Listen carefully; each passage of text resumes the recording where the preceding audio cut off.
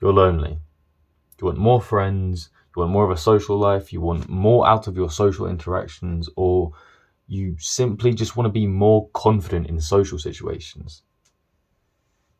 Now, there is an increasing issue, especially among teenagers today, that we really just don't know how to talk to people. We simply do not have the social skills or the confidence or the experience or whatever to just go up to people, speak to them, and have genuinely connected and fulfilling social interactions. We don't have friends. We don't know how to connect with people. We can't even look each other in the eye. So most of us just feel lonely half the time. The vast majority of us don't have as many friends as we'd want, or the people we talk to just don't seem to be that interested in us. Now, on the flip side, there is that isolated cohort of people out there who've identified this issue early on, hopefully, but maybe that's not the case for some people. They've identified this issue and they've really just committed to improving on it. They've identified the issue. They've committed to learning about how to resolve this issue. They've taken the steps they've learned and put it into practice out in the real world, talking to people. Sounds crazy, I know. But that is how they've grown to actually have those positive social interactions, to have that wide and deep base of friends, to have that vibrant social life, to have that confidence in social situations that you want so badly. These guys are those extroverts, just naturally confident guys who you see all the time, and you secretly wished you were like them. You feel a bit ashamed to think it, but you secretly wish you could just be like them, do what they do, because people just seem to love them. They seem to enjoy being around them. They seem to enjoy talking to them. They have so many more friends. Well, I'm here to tell you that there is a very replicable process that these people have implemented to get where they are, that you can apply to your own life. Now, these people might not have done it consciously. It might have just naturally occurred at a young age, because their parents treated them well, or they were just around the right people. But either way, you're not there. That's why you're watching this video. That's why you saw the title and thought, oh, that's me. And you clicked on the video. So, what are the steps you can implement? Okay, get on with the video already, right?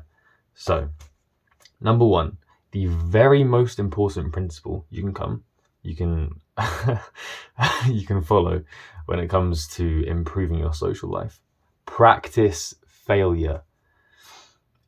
Honestly, if you could take that one simple and really put it into practice, you would do wonders for your life. I remember when I first started learning about social skills and I was trying to improve on them.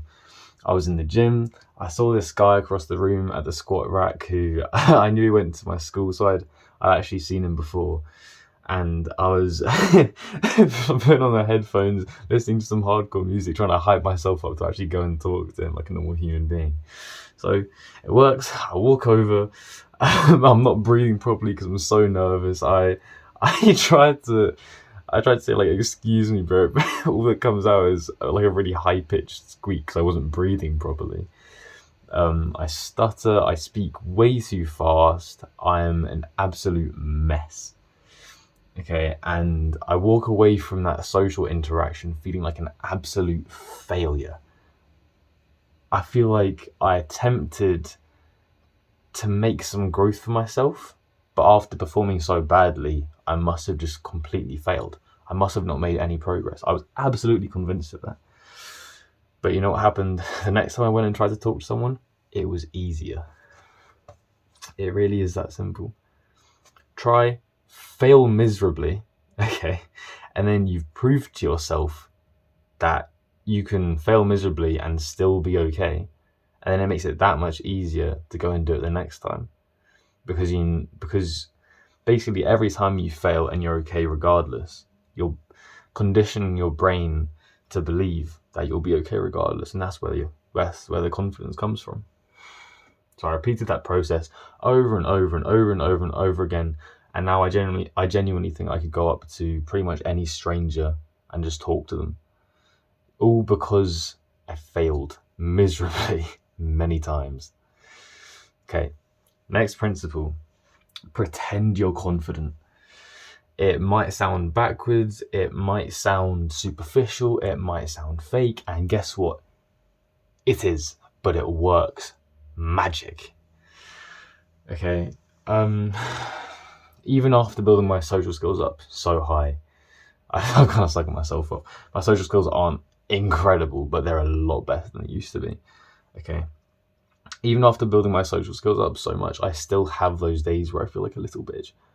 You know, I just feel so insecure. I just don't have any confidence. I don't feel able to really talk to people properly, you know, and the way this usually goes is I'll just sort of just stay in my head, not really wanting to talk to anyone, just feeling so small and weak.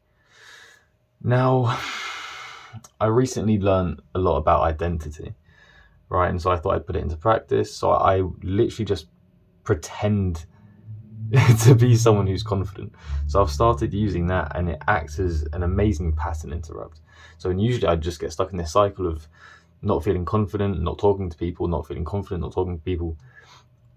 I put in that interrupt, I pretend I'm confident, I act confident, and people treat me better.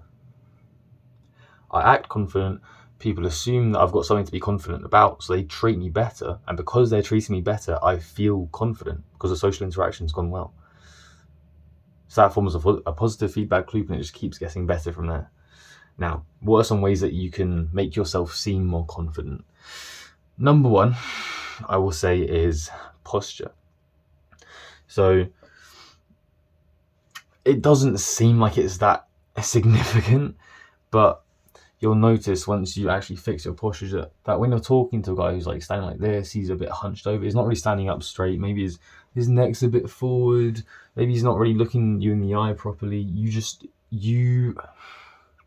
What that's communicating to your primal brain is that person's lower down than you, and so you treat them worse. Now that's happening to you every time you talk to someone with fucked up posture. They're assuming that you're small, you're weak, you're not really that valuable, and so they'll treat you like it, and that will make you feel awful. And it'll make all your social interactions worse, and it will absolutely kill your confidence. Now, number two, I've got a list here. It's a bit obscure, but relax your belly. A lot of guys, myself included, we like to sort of tense our abs or suck in our belly because it gives us, you know, we think it makes us look more attractive. We think people respect us more because we've got a flat midsection. But really, what you're doing when you add that sort of tension to your belly is when you breathe in, you're not really letting the breath flow properly. So you're tensed up, and as a result, your breath isn't circulating the way it should be, and so your voice is actually higher than it would usually be. And when your voice is higher, that's a signal of low testosterone, so people treat you worse. There's a common theme here of it all relating back to evolutionary psychology. So relax your belly, breathe deep into your belly, your voice will naturally deepen. You see what happened there? Okay, open your posture, relax your belly, try talking louder and slower than usual. When you talk louder and slower than usual, you naturally communicate a lot more authority. People take you more seriously. You seem like you've got more value to your words just by making that change. You see how much more engaging I was just for that past 15 seconds because I just slowed and upped the volume of my words. Next is maintain eye contact. This is an absolute must. Now, so often I talk to someone and their body's facing a bit off to the side. That's another thing, by the way. When you're talking to someone, face them properly, look them dead in the eye. You don't have to stare at them like face them properly, look them in the eye like you actually give a fuck about what they're saying, and they will just feel so much more seen. They'll feel more valued, and so they'll like to spend time around you. So they'll like you. And that's what we want, right? We want people to like us. It sounds superficial, but really that's what having a good social life is. People like you. They treat you better. You are happier. It is really that simple. So look them in the eye. You can practice this with anyone you talk to. It's just anytime you're talking to someone, just, have at the back of your mind that you need to be maintaining eye contact. Every time you feel the urge to look away from their eyes, but you stay there, you're training up that skill, and you're literally just improving how much people enjoy talking to you every single time you do that. So keep that in mind. Next this is no longer confidence. The next step is make them feel good. Okay, it sounds simple, it sounds obvious, but people don't really do this. Make the person you're talking to feel good. If you make them feel good while you're talking to them, they'll get that little dopamine boost, and so they'll have that positive association with talking to you, so they'll just want to talk to you more. Right? How do you do that? Smile. Smile. Maintain eye contact. Say their name occasionally. Add in some light physical contact once in a while. Remember their name. That's another key thing. If you meet someone new, literally just write down their name somewhere in case you forget it, because you probably will. Or maybe you don't. Maybe memory's better than mine, but I always forget people's names. Compliment them. That's another key one. I don't do this enough myself. But if you literally just, whenever you see someone, just pay them a small compliment. Oh, I like your hair today. What did you do differently? I like your shoes. They look nice. Where'd you get them from? Simple stuff like that will just make people feel so much more appreciated when you're with them. And it's such a beautiful thing, because people they love you. You're giving people love, and they're giving you love back, and your relationships just become so much more fulfilling. Now, finally, be authentic.